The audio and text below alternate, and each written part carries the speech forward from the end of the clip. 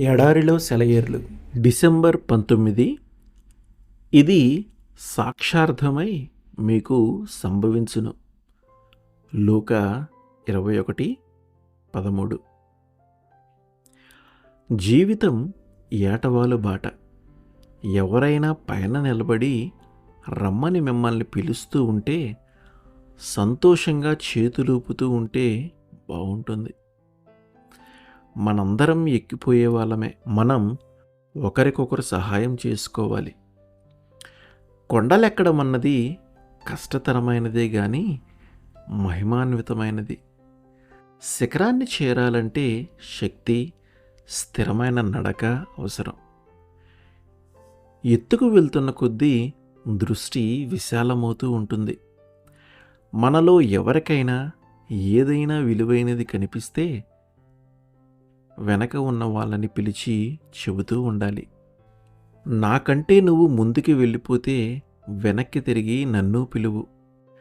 ఈ రాళ్ల దారిలో నీ పిలుపు నా హృదయాన్ని సంతోషపెట్టి నా కాళ్ళను బలపరుస్తుంది.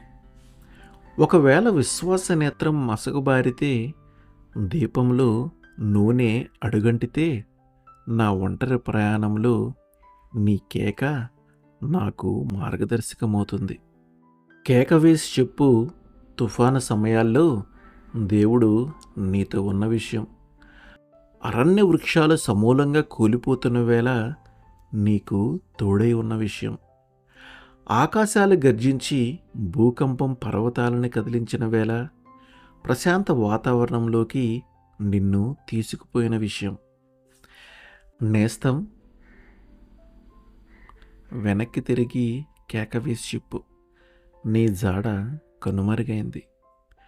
పందెంలో పాల్గొంటున్న వాడి ముఖం వెలిగిపోతూ ఉంటుందంటారు, కానీ నీకు నాకు మధ్య పొగమంచు పట్టింది.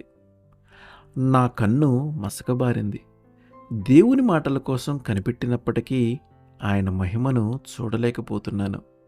కానీ నీ ప్రార్థనను దేవుడు విన్నాడని చెప్తే, పాపపు అంధకారంలో గుండా నిన్ను నడిపించాడని నువ్వు చెప్తే నా మనసు తేలికవుతుంది.